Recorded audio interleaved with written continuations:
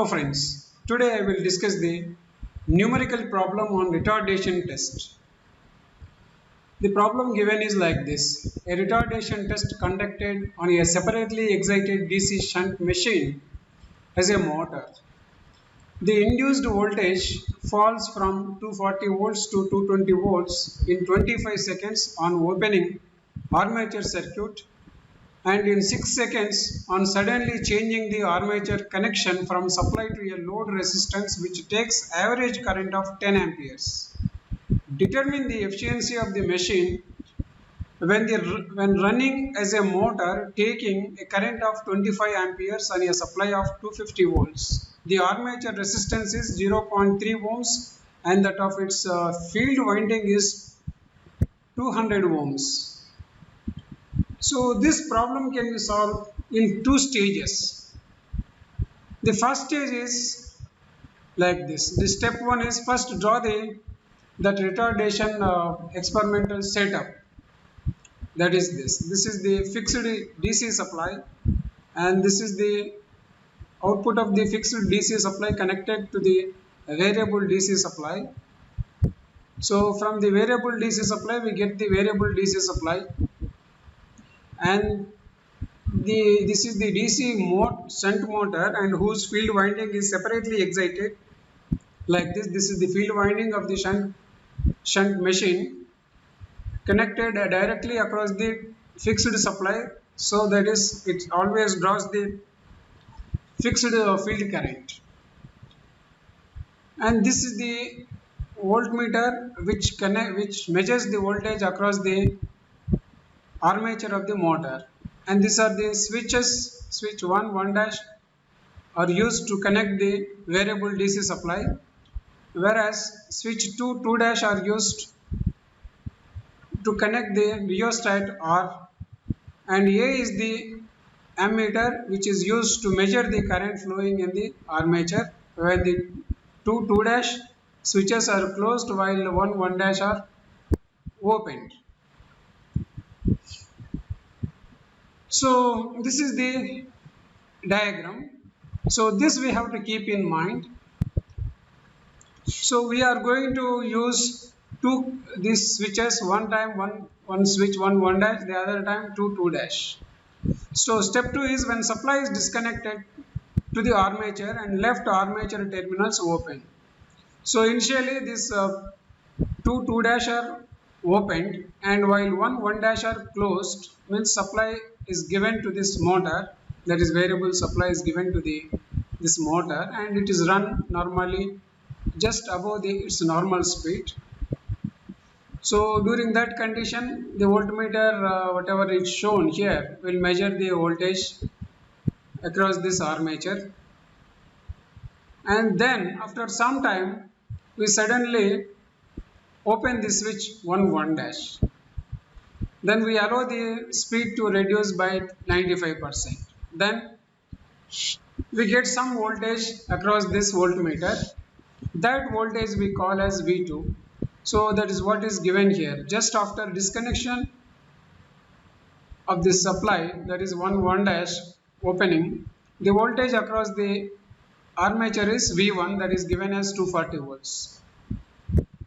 And then after 25 seconds the voltage across the voltmeter reduces to 220 volts, that is called V2.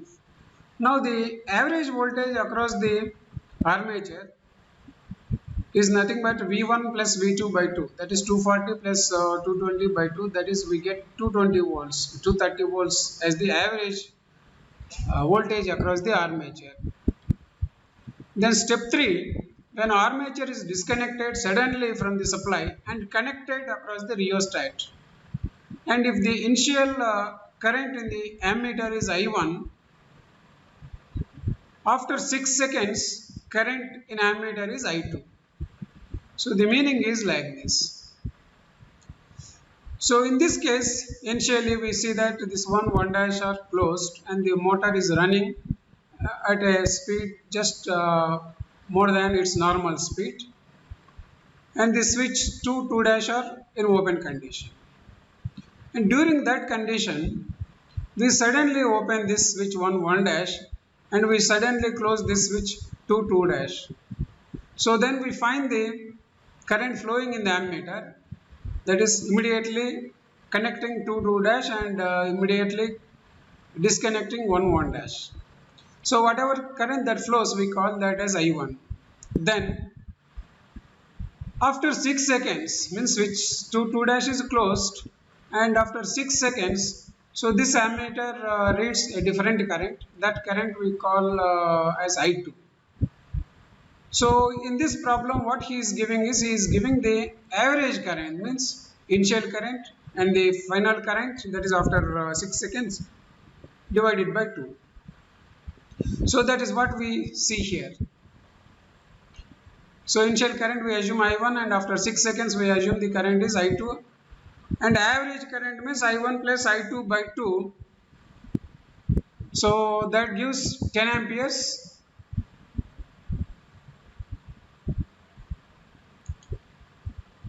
So now we calculate what is the average current in the ammeter, that is I1 plus I2 by 2, and that value is straight away given in the problem, that is 10 amperes. Now power absorbed by rheostat, we can say V average into,